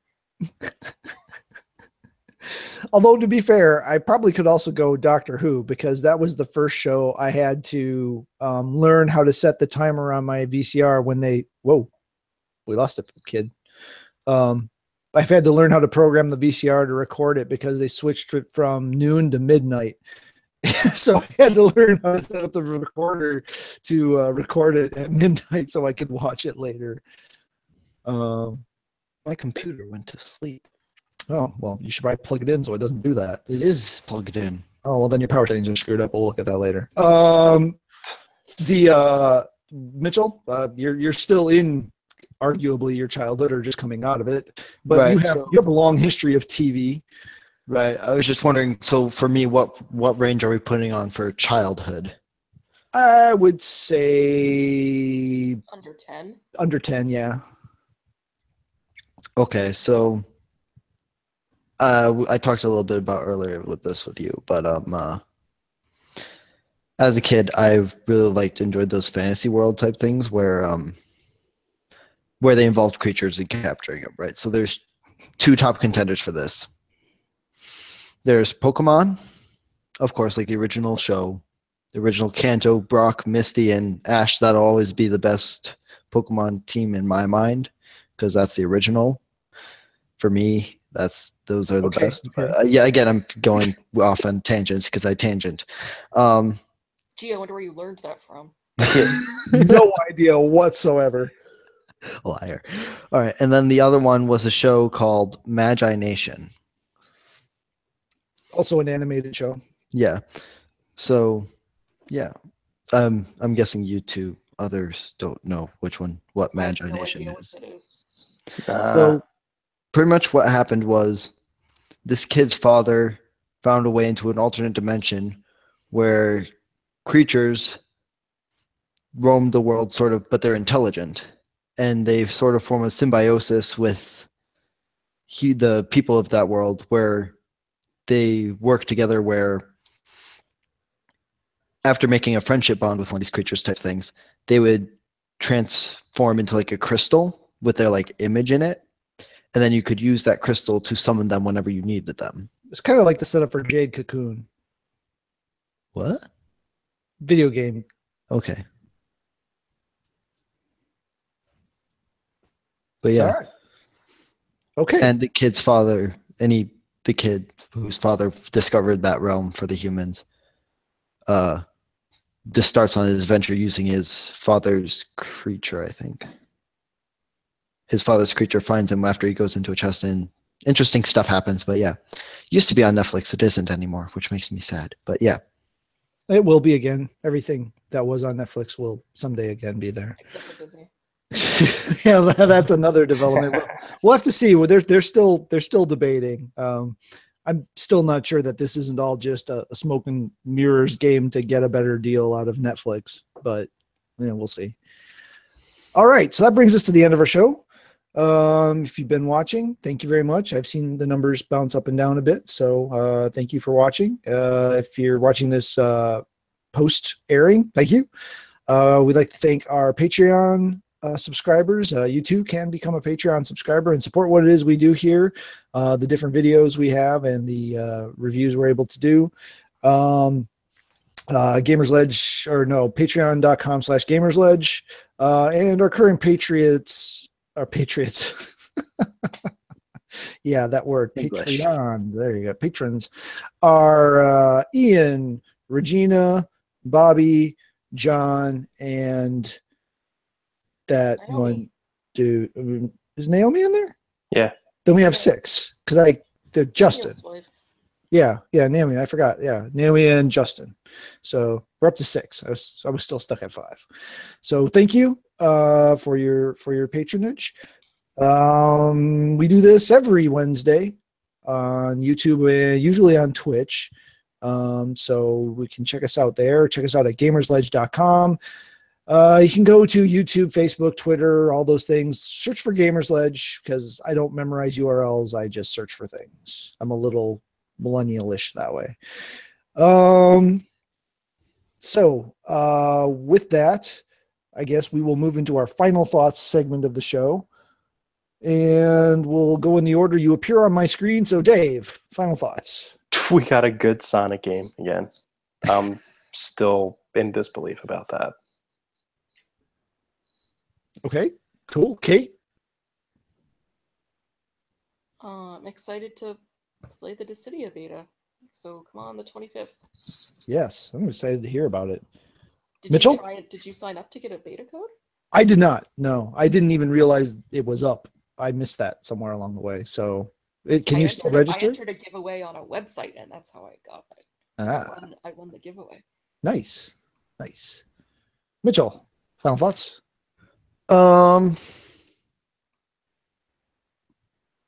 Game is good. I want to collect slimes and throw them into pens, but that would require me to spend monies. You need to save money because you're going to be embarking on an adventure here in just a couple of weeks. Yeah. But it's only 20 bucks. If you sweet talk a certain parent, you might work something out. All right. I'll remember that. Let's see. As far as I go, I wish I would have been thinking because I wasn't. Well, that's nothing new. Snarf. That's another good show. Thundercats, yes. That was after school stuff. Yeah. I don't know. I'm really struggling with the whole life game balance thing right now. And it's really frustrating. But I don't know. It's insane because there's part of me that wants to play every game and I can't play even a small fraction of them. So I am really enjoying Doom though. That between Doom and Wolfenstein, it's just those games are capturing something that most games are not able to get, and I can't qualify what it is. But it's fun. I mean, that's what the end result is. They're just fun games. That, and I got this, so I need to actually sit down and start to read, because I need to read this book. You've had that for a while. It's only been a couple of weeks. Really? Yeah. It's actually like a month or two old, though. I Yeah. remember when it came out at the store. Yeah, I didn't get it right at launch. We needed something to put a order over the shipping minimum, and so we threw that in there. You can't. Oh, did you buy it on Amazon? Barnes and Nobles, according to the sticker on the. They don't have a thing where you can buy it on their website and ship it to the store for free? You do, but then you have to drive to the store. Okay. All right. So yeah, again, thank you for watching, and on behalf of Dave, Kate, Mitchell, and our missing host Mark, game on. Game on.